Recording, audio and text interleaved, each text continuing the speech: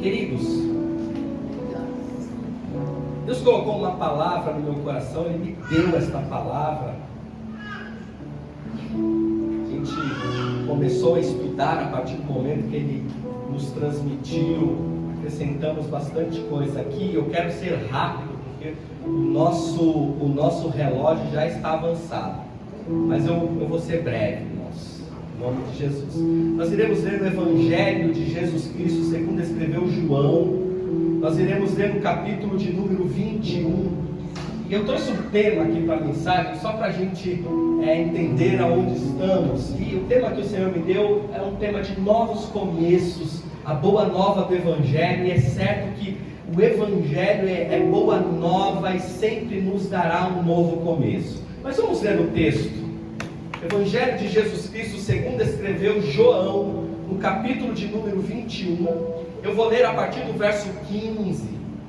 E depois eu contextualizo aos irmãos o que está acontecendo aqui neste capítulo de número 21. Diz assim a palavra do Senhor, João 21, verso 15.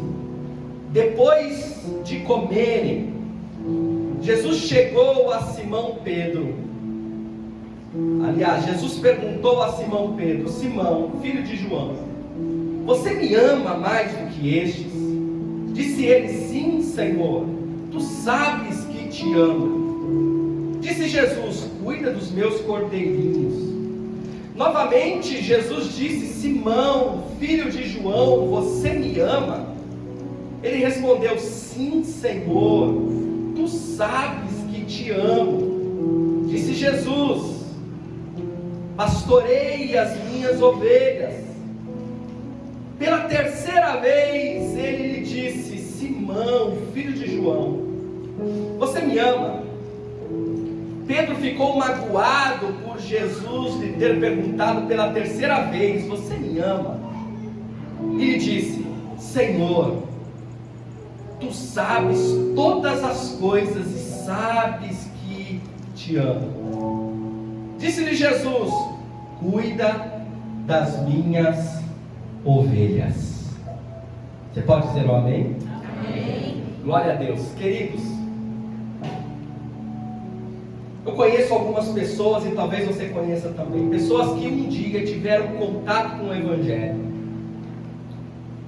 pessoas que um dia passaram a frequentar uma igreja, um dia receberam Jesus em seu coração, mas com o passar do tempo, essas pessoas foram desanimando.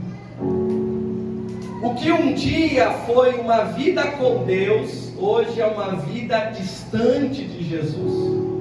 Pessoas que estão caminhando, estão numa caminhada com o Senhor, mas em função das lutas desta vida, desistem, voltam para trás. As crianças cantaram um louvor, que é um louvor muito abençoado, é uma parábola de Jesus. Jesus conta a história de dois homens, um construiu a casa sobre a rocha, o outro construiu a casa sobre a areia. E a Bíblia, a história de Jesus nos conta que quando veio o vento, quando veio a tempestade, aquele que construiu a casa na areia, viu a sua casa ruir, mas aquele que havia construído a sua casa sobre a rocha, mesmo com o vento, com a tempestade, a casa permaneceu de pé. Jesus vai dizer: os que constroem a casa na areia são aqueles que ouvem a palavra de Jesus, a palavra do Evangelho, a palavra das boas novas, mas não guardam esta palavra no coração, abandonam esta palavra, e quando vêm as dificuldades, a casa rui. Mas aqueles que constroem a sua casa sobre a rocha são semelhantes àqueles que ouvem a palavra e guardam a palavra no coração. Esses permanecem firmes, mesmo diante das tempestades. Nós vemos aqui no capítulo 21 o contexto de um dos discípulos, chamado Pedro, e este é um momento difícil na vida de Pedro. Porque a Bíblia diz que Jesus chama Pedro numa pescaria infrutífera que depois se torna um grande milagre. Jesus vai dizer: ei Pedro, a partir de hoje você não será mais pescador de peixes, eu lhe farei um pescador de homens. E a Bíblia diz que naquele momento diante daquele chamado de Jesus, Pedro abandona as redes, os peixes, deixa tudo para trás e passa a seguir Jesus pelo caminho. E sobre Pedro há promessas de Jesus. Jesus vai dizer: Pedro, você vai liderar a minha igreja. Pedro e os demais discípulos, tudo que vocês ligarem aqui na terra será ligado no céu. Jesus vai dizer a estes discípulos e a Pedro: eu vou permanecer com vocês por um determinado tempo, um determinado período, mas eu vou morrer, morte de cruz, porque é necessário que isso ocorra, mas ao terceiro dia eu vou ressuscitar. Mas fiquem tranquilos, eu não vos deixarei órfãos, enviarei um Espírito Santo que o mundo não pode conhecer. Este Espírito Santo é igual a mim, e vocês serão cheios deste poder do Espírito Santo. Fiquem em Jerusalém, porque vocês darão continuidade àquilo que eu comecei. Olha que promessa que há sobre a vida de Pedro. Mas a Bíblia diz que no momento da adversidade, Jesus é preso. Judiam de Jesus. A Bíblia diz que Pedro, este que é detentor de uma promessa, nega Jesus 3 vezes antes que o galo cantasse. Abandona Jesus, e quando Jesus morre, os discípulos de uma forma geral, mas principalmente Pedro, desanima na caminhada. Lembra quando eu falei daqueles que começam bem a sua caminhada, mas desistem? E este capítulo 21 está muito claro, é uma forma clara de Pedro dizer aos demais discípulos a sua desistência da fé, o seu desânimo, o seu abatimento, porque aqui a Bíblia nos diz que Pedro volta a pescar. Jesus havia morrido e já havia ressuscitado, mas há um abatimento no coração de Pedro, e ele se levanta e diz aos seus companheiros: eu vou pescar. Como se estivesse retornando à sua velha identidade, porque quando nós estamos em Cristo, nova criatura nós somos. Deus nos dá uma nova identidade. Quando você está em Cristo, você já não é mais aquele velho homem, aquela velha mulher do passado. Deus te transforma e vai te transformando pelo caminho e lhe dá uma nova identidade conforme você vai caminhando com Jesus. Um dos nossos lemas é um slogan que está ali na parede: transformando pessoas em discípulos de Jesus. Quem é que transforma isso? É o Espírito Santo. Nós chegamos aqui como pessoas deformadas. Deus nos criou a imagem e semelhança dele, e nós chegamos deformados pelo pecado, mas o Senhor vai nos transformando, e a gente vai se tornando mais parecido com ele. Aleluia, esse é o grande objetivo, é nos tornarmos cada dia mais semelhantes a Jesus, é deixarmos de ser aquele velho homem, aquela velha mulher, e se tornar um discípulo de Jesus, um seguidor de Jesus, um representante de Jesus na terra. Só que Pedro estava indo bem nessa caminhada, com erros e acertos, a gente vai observar. Mas chega aqui no capítulo 21, João descreve que Pedro, ele volta à velha prática. Jesus disse: você se tornará um pescador de homens, e ele volta a pescar peixes. Vamos correr. A Bíblia diz que ele não pesca nada. É uma passagem muito semelhante ao seu chamado. Ele não consegue pescar nada, daqui a pouco tem alguém na praia, o barco estava a algumas distâncias, e este alguém que estava na praia, Jesus, o Nazareno já ressuscitado, ele diz: jogue a rede novamente, Pedro, jogue a rede novamente. E aqueles discípulos obedeceram, e a Bíblia diz que foi pescado naquele momento uma quantidade grande de peixes, que as redes queriam se romper. Eles estavam diante de um milagre novamente, porque pescaram uma noite inteira, já era de manhãzinha e nada haviam pescado. Mas quando Jesus ordena, e eles ainda não reconhecem Jesus até aqui, jogue a rede novamente. Eles pescam uma quantidade grande de peixes, 120 peixes ou 121 peixes aqui, a Bíblia conta grandes peixes. E quando Pedro está diante do inusitado, o coração dele bate forte. A Bíblia diz que João olha, não é o mestre que está lá na praia. E Pedro coloca a túnica, pula do barco e vai ter com Jesus. Eles estão diante de um milagre que ele já conhecia. Ele está diante de um milagre que já havia vivido. Quando ele chega à praia, a Bíblia diz que há uma fogueira, peixes, brasas, peixes e pães. Jesus está ressuscitado. E naquele momento há esse diálogo que nós lemos. Jesus dialoga com Pedro, dizendo: Pedro, tu me amas? Sim, Senhor, tu sabes que eu te amo, tu apacenta as minhas ovelhas. Pedro, tu me amas? Pela segunda vez Jesus pergunta: sim, Senhor, tu sabes que eu te amo. Pela terceira vez: Pedro, tu me amas? Sim, Senhor, tu sabes que eu te amo. E essa resposta na terceira vez já foi uma resposta triste, porque Jesus estava insistindo na pergunta. E quando Pedro dizia assim: eu te amo, Jesus dizia: então apacenta as minhas ovelhas. Contextualizamos. Agora, irmãos, aqui Jesus está dando a Pedro um novo começo. Mas eu quero rapidamente exortá-los aqui, para dizer que antes do começo há a queda.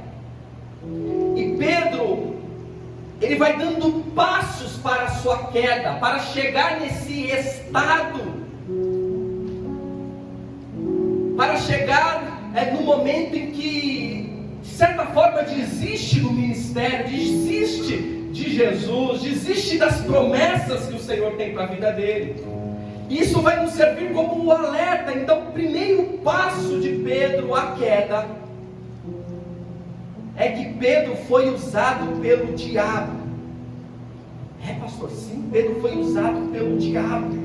Quando Jesus começou a explicar para os discípulos que era necessário que ele fosse para Jerusalém, que ele sofresse muitas coisas nas mãos dos líderes religiosos, dos sacerdotes, que fosse morto, que ressuscitasse ao terceiro dia, Pedro, ele diz: não, Senhor, nunca, isso nunca te acontecerá. Aí Jesus diz: para trás de mim, Satanás, você é para mim uma pedra de tropeço. Que palavra dura de Jesus. Não pensa nas coisas de Deus, mas nas coisas dos homens.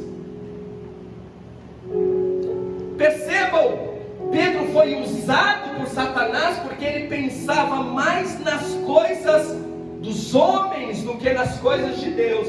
O primeiro passo, amados, para a nossa queda é quando nós pensamos mais nas coisas daqui desta terra do que nas coisas que são de Deus. A Bíblia nos informa que o mundo já está morto no maligno. Pedro andava com Jesus, mas não tinha nascido de novo. Ele andava com Jesus, ouvia Jesus, mas pensava nas coisas terrenas. Jesus diz: para trás de mim, Satanás. Em outras palavras, Pedro, você está sendo usado por Satanás, porque está andando comigo, está pensando mais nas coisas dos homens do que nas coisas que são de Deus. Sabe por que muitas pessoas desistem? Sabe por que muitas pessoas desanimam? Porque nos dias de adversidade pensam naquilo que é lógico, naquilo que está diante dos olhos. Vamos exemplificar: alguém está desempregado há um ano e meio, e aí ele começa a olhar o cenário: a economia está ruim, eu não gosto desse governo, as portas estão fechadas, eu não tenho a qualificação necessária. E aí ele cruza os braços, desiste e fala: e Deus não está me vendo além disso? Acima de tudo, Deus não quer me abençoar. Meu querido e minha querida, Deus nos impulsiona a acreditar no sobrenatural. Aleluia. Não deixe Satanás te usar pensando que Deus não pode entrar na tua situação e mudar o cenário da tua casa, da tua vida, da tua história. Deus pode. Jesus está falando sobre um sobrenatural e Pedro está pensando nas coisas que são deste mundo. Então o primeiro passo para que a gente comece a cair, a desistir da fé, é quando nós pensamos mais nas coisas desta terra do que nas coisas que são de Deus. Segundo passo, Pedro, ele foi presunçoso. Pedro em alguns momentos foi arrogante.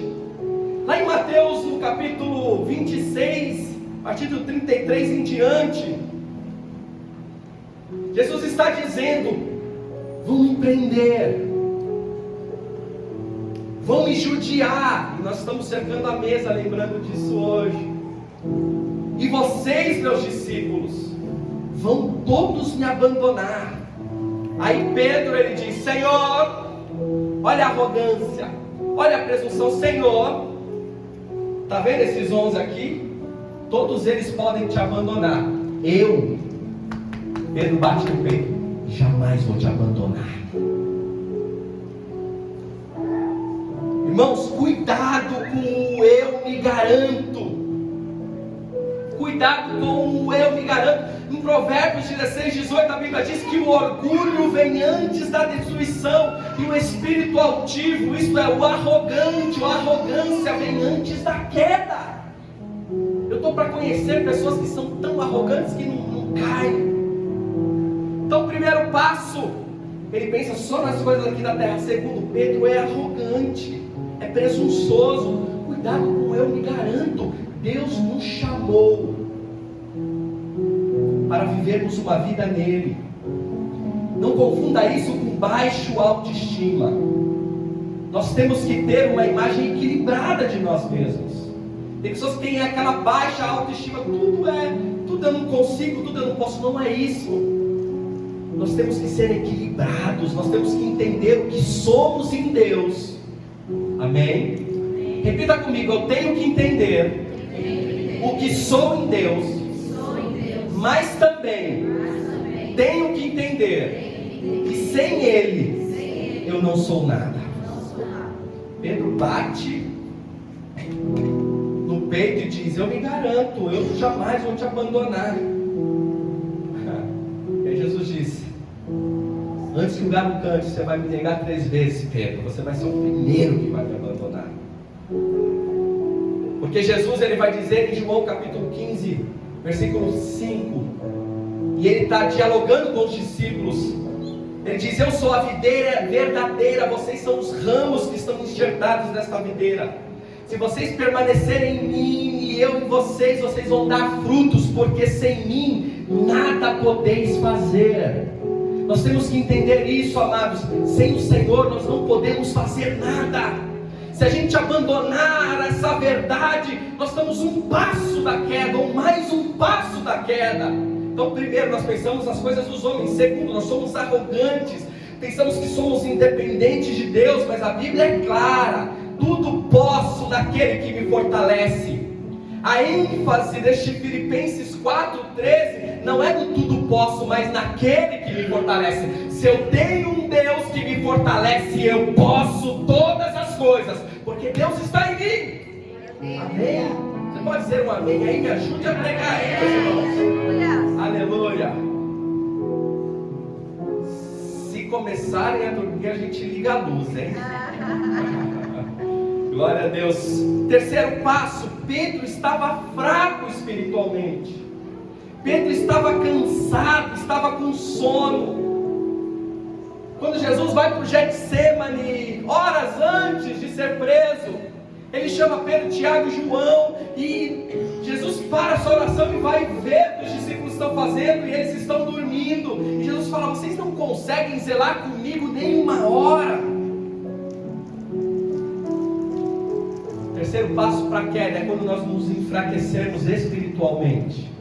Por isso que nós temos falado muito aqui, irmãos, da importância de uma vida com Deus, da importância de um devocional diário. O que é devocional? É aqueles minutos que você separa diariamente, como um compromisso sério que você estabelece com Deus, de fazer uma oração, de cantar um louvor, de ler uma palavra, de buscar a Deus, porque a vida vai passando.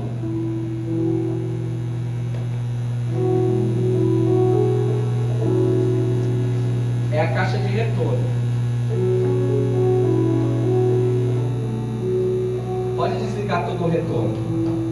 A vida vai passando e a gente acorda já pilhado, pensando no trabalho, pensando nos filhos, pensando em tantas coisas, esquecemos do Senhor, meus queridos. Então, não permita-se enfraquecer espiritualmente. Não permita não fazer uma oração durante o dia. Não se permita deixar de observar as Escrituras diariamente. Não se permita, meus queridos, ouvir músicas seculares e não colocar um louvor para ouvir. Ah, pastor, você está sendo muito quadrado hoje. Não é isso, amados. Quais são as mensagens que nós estamos recebendo no nosso dia a dia? Quando você ouve uma música, você está ouvindo uma mensagem. O que você tem colocado dentro do teu coração? Isso tem te fortalecido espiritualmente ou tem te enfraquecido? Tome cuidado com isso. Preze pelo seu devocional, custe o que custar. Se for 15 minutos por dia, honre esses 15 minutos de oração. Faça isso. Amém? Quarto passo para a queda. Pedro deu lugar à carne. A Bíblia diz que quando Jesus é preso no Getsemane, Pedro desembainha a espada e corta a orelha, fere o soldado romano. Ele deu lugar à carne. Perceba que é uma sequência, amados.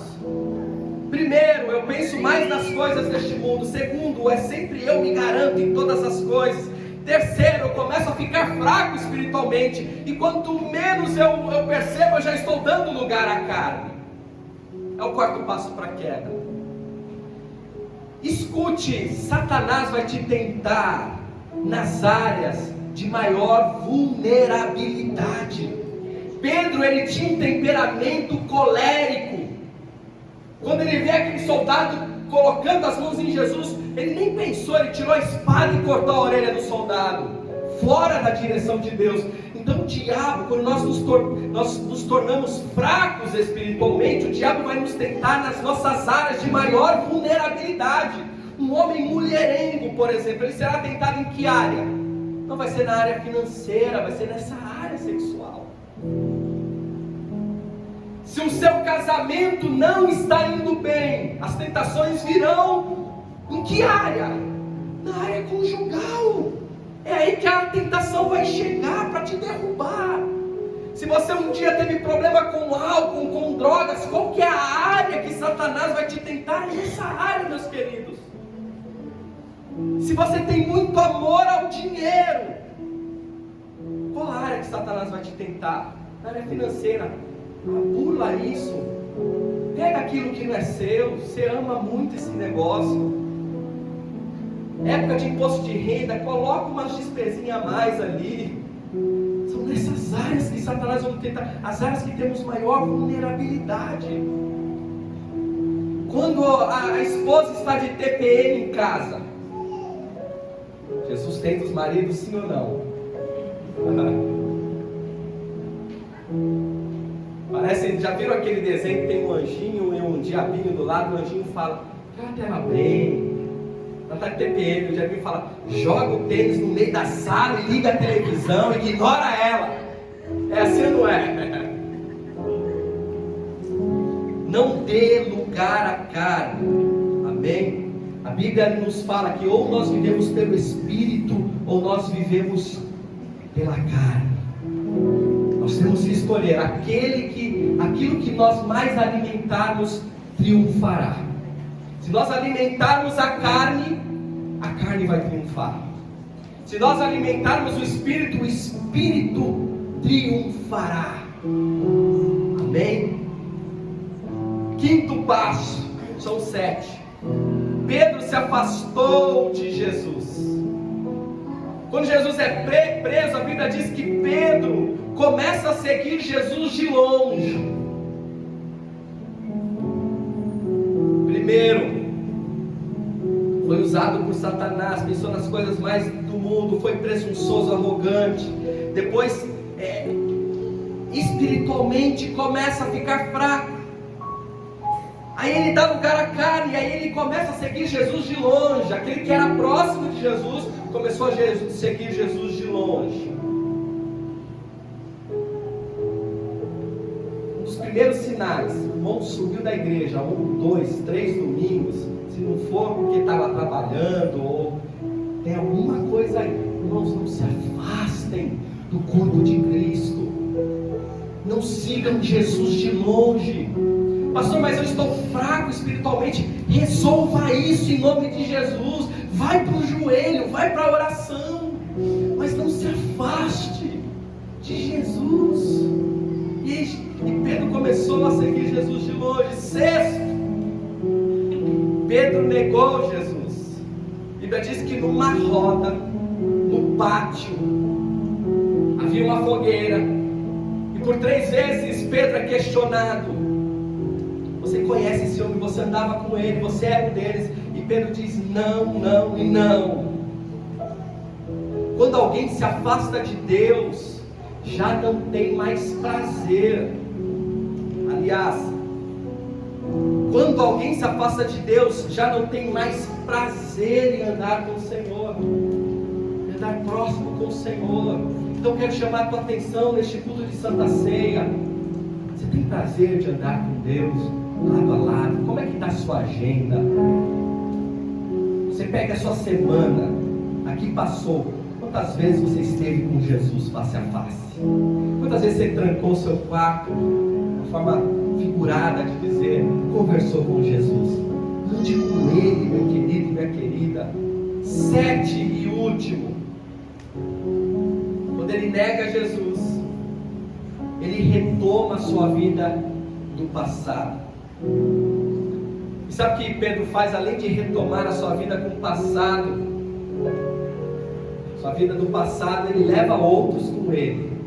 São pessoas que saem da igreja e começam a criticar a igreja, e leva pessoas junto com ele. Não, esse negócio de igreja não tem nada a ver, para com isso, esse negócio de Deus, esse negócio de Jesus. Então tome cuidado. Mas eu quero entrar aqui rapidamente na segunda parte desta mensagem. Aleluia. A mensagem do Evangelho é mensagem de boas novas, boas notícias e novos começos, meus queridos. Eu não sei como está a sua vida espiritual nesta noite. Não sei como você tem andado com o Senhor. Eu não sei se você se identificou com um desses passos. Foram 7 que nós citamos. Não sei se você está em algum deles, mas eu tenho uma boa notícia para você nesta manhã. Não foi Pedro que foi atrás de Jesus, foi Jesus que foi atrás de Pedro. Sabe por quê? Porque Jesus nunca nos abandona. Ei, Jesus não é do tipo, não quer falar comigo, então deixa ele seguir o seu caminho que eu vou seguir o meu. Jesus vai atrás de você, porque Ele te ama. A bondade e a misericórdia do Senhor nos seguirão todos os dias da nossa vida. Oh, isso é uma boa nova. Jesus não desiste de você. Pastor, mas eu pequei muito. Quanto muito você pecar, muito você será perdoado. Aleluia. Foi Jesus. Jesus foi atrás de Pedro. E ele foi com uma conversa amorosa. Percebam, dias atrás, há menos de uma semana, Pedro havia negado Jesus 3 vezes, havia abandonado Jesus, e pelo contexto das Escrituras, somente João ficou ali até a crucificação, os outros se dispersaram. Mas Jesus, ele não chega com cobranças, dizendo, Pedro, você me abandonou, você viu, eu te disse, Pedro, que você ia negar 3 vezes o meu nome, você viu, Pedro? Jesus não chega com um dedo de acusação. Quem faz acusações é o inimigo de nossas almas, o diabo, e às vezes alguns irmãos. Misericórdia, não aqui em nome de Jesus.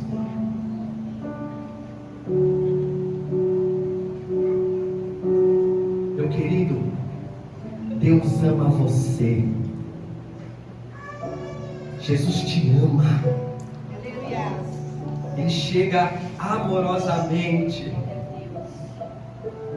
Aleluia. Jesus acende uma fogueira na praia. Quando Pedro nega Jesus no pátio, ele está diante de uma fogueira. E lá na praia, aqui neste contexto que nós lemos, Jesus acende uma fogueira. Ele nega Jesus de frente para uma fogueira, e aqui ele tem um encontro com Jesus de frente para uma fogueira. O que isso significa? Jesus estava curando a memória de Pedro. Ao olhar para aquela fogueira, é como se Jesus dissesse: ao olhar para esta fogueira, Pedro, eu não quero que você lembre o dia que você me negou, eu quero que você lembre o dia que eu te resgatei. Aleluia.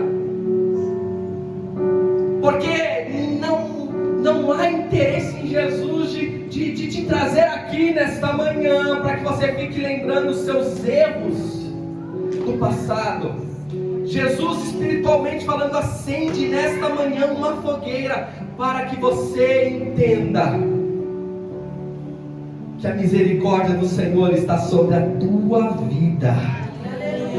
Aleluia. O apóstolo Paulo vai dizer em Colossenses capítulo 2, versículo 13: quando vocês estavam mortos em pecados, na incircuncisão da sua carne, Deus os vivificou juntamente com Cristo.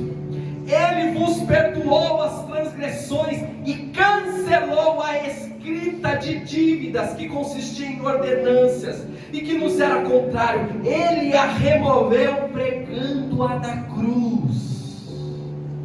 Hoje nós estamos ceando para dizer: aquela dívida que era contra mim, todos os erros que eu cometi, de vez em quando cometo, Jesus, ele rasga essa dívida. Em outras palavras, Jesus não se lembra daquilo que você deve, porque a misericórdia do Senhor e o sangue dele vertido na cruz é suficiente para perdoar os nossos pecados e nos resgatar. Quando Jesus estava na cruz, ele disse: está consumado. Uma das palavras na cruz foi o está consumado, que vem do grego tetelestai, isto é, a dívida foi paga, vocês não devem mais nada. Quando Satanás lhe acusar, você não pode estar aqui, você não é merecedor de estar aqui, aleluia, diga: está consumado, tetelestai. E por último, para terminar, Jesus pergunta: Pedro, tu me amas? Senhor, tu sabes que eu te amo. Pela segunda vez Jesus pergunta: Pedro, tu me amas? Sim, Senhor, tu sabes que eu te amo. Pela terceira vez: Pedro, tu me amas? Pedro se entristece e responde: sim, Senhor, tu sabes que eu te amo. Então apacenta as minhas ovelhas. Quando a gente vai para o original, no grego, esta palavra amor tem 3 significados. Nós já aprendemos isso algumas vezes aqui nos nossos estudos bíblicos. O primeiro significado do original grego para esta palavra amor é o amor eros. O que é o amor eros? É o amor entre homem e mulher. Existe também no grego significado para a palavra amor, que é filéu, que é o amor fraternal, o amor entre os irmãos. E o terceiro significado é o amor ágape. Este é um amor incondicional, independente das circunstâncias. Eu te amo. Este amor ágape é o amor de Deus para conosco. E o que Deus quer, abrindo um parênteses aqui, é derramar este amor ágape em nossos corações, para que nós amemos o nosso irmão, assim como Deus nos ama. Qual é o amor que eu devo ter pela pastora Tânia, pelo irmão Luiz Henrique, pelos irmãos aqui, é o amor ágape, o amor sacrificial. É o mesmo amor, da mesma forma que Deus me ama, eu devo amar o meu irmão. Esse é o mandamento de Jesus.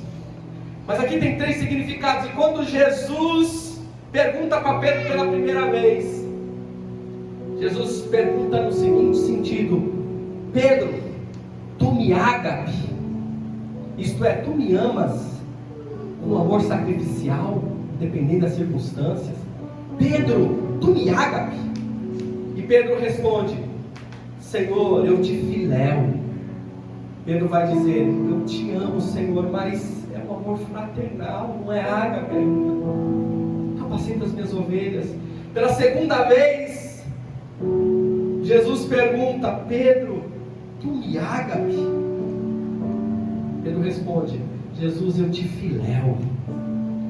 Pedro, tu me ágape? Senhor, eu te filéu.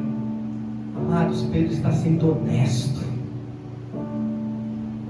Alguém pode criticar Pedro: nossa, depois de tudo que viveu, vendo Jesus ressuscitado ainda é mais ou menos. Pedro está sendo honesto, e porque ele está sendo honesto, ele está sendo avivado. A lição aprendida por Pedro é que ele reconheceu as suas limitações. Por isso que ao entrar nesta igreja você vai ver ali lugar perfeito para pessoas imperfeitas, porque nós temos limitações. O avivamento em nossas vidas começa com o coração quebrantado. Se coloque de pé. Aleluia. O grupo de louvor já se posiciona. Glória a Deus. O verdadeiro avivamento, repita comigo, diga assim: o verdadeiro avivamento, começa com quebrantamento. Talvez você já tenha ouvido aquela história: a igreja foi avivada quando eu vejo pessoas pulando, falando em línguas estranhas, quando eu vejo aquele reboliço todo. A igreja está avivada quando o pastor ele grita bastante e tem aquela efusão. Isso pode ser até emoção, irmãos. O avivamento começa com quebrantamento do coração. Amém? O Senhor te trouxe aqui para que o seu coração venha a ser quebrantado. A história de Pedro não termina aqui. A Bíblia nos diz que Pedro ele é avivado. E através da vida de Pedro há uma revolução no mundo. A partir de Atos no capítulo 2, a Bíblia nos diz que Pedro faz o seu primeiro sermão e mais de 3.000 homens se rendem a Jesus. E é deste sermão, coloque o texto no telão, Atos capítulo 2, versículo 16 em diante. E eu gostaria de ler junto com vocês. Pedro ele lembra da promessa de Joel, do profeta Joel. Ao derramar o Espírito Santo, ele vai dizer: nós estamos vivendo esta realidade, hoje, meus queridos. Vamos ler a partir do verso 16, 17. Vou contar 3, todos os irmãos leiam em nome de Jesus. 1, 2, 3. Nos últimos dias, diz Deus, derramarei do meu Espírito sobre todos os povos. Segura um pouquinho.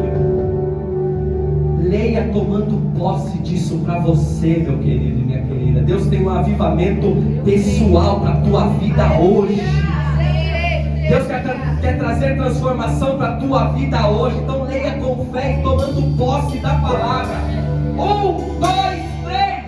Nos últimos dias, diz Deus, derramarei o meu Espírito sobre todos os povos. Os seus filhos e as suas filhas profetizarão. Os jovens terão visões e os velhos terão sonhos.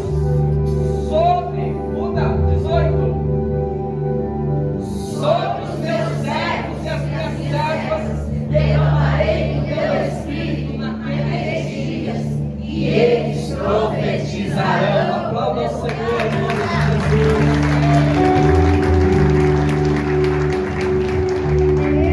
Gostaria que você fechasse os seus olhos.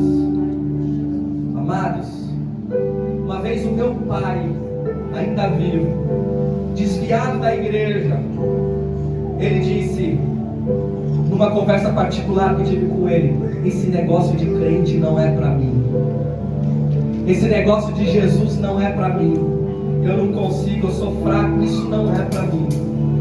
É certo que no final de sua vida ele se reconciliou com Jesus.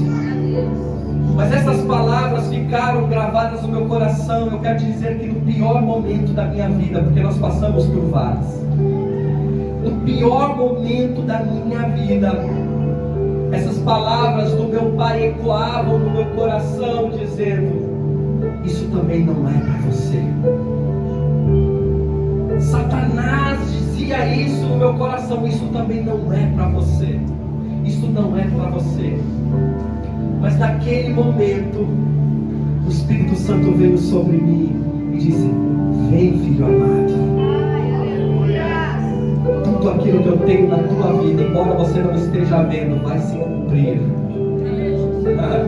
O meu propósito sobre a tua vida, meu filho, vai se concretizar.